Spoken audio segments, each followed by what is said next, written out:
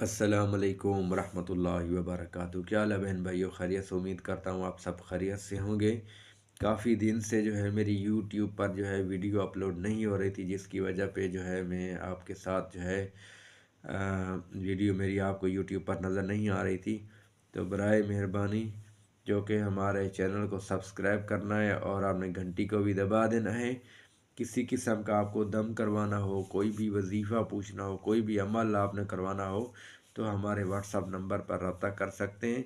WhatsApp number है 0300390806 पर रब्ता कर सकते हैं। एक भाई साहब ने मुझे कॉल किया कि पीर साहब आप मुझे ये अमल बताएं कि मुझे बिच्छू ने काट लिया है तो मुझे क्या करना चाहिए। ठीक है, तो सबसे पहले मेरे भाई आपने एक नमक लेना थोड़ा सा, और उसके बाद जो है आपने नमक लेना है, और नमक के ऊपर जो है जहाँ आपको ज़ख़म है पहले उससे पीछे साइड पे आपने कोई चीज़ टाइट करके रस्सी मस्सी बांध देनी है ताकि ज़हर उसका फैल ना जाए।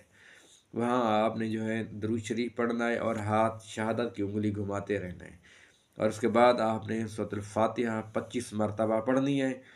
और उसके बाद आपने जो है उसके ऊपर एक तस्बीह आपने पढ़नी है, बिस्मिल्लाहिर्रहमानिर्रहीम, सलामुन अला नूहिन फिल आलमीन, सलामुन अला नूहिन फिल आलमीन। उसके बाद आपने 33 मरतबा पढ़नी है, बिस्मिल्लाहिर्रहमानिर्रहीम, व अलकत मा फ़ीहा व तखल्लत व अज़िनत लिरब्बिहा व हुक्कत। और 9 मरतबा सूरतुल फलक और सूरतुन नास पढ़नी है आपने।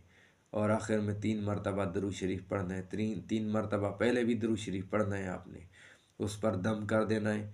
और नमक हो तो नमक पर भी दम कर देना और नमक उस पर लगा देना है। जितना भी ज़ाहिर हो इंशाअल्लाह अल्लाह ताला की फजल व करम से वो ज़ाहिर ख़त्म हो जाएगा, जैसा मर्ज़ी ज़ाहिर हो।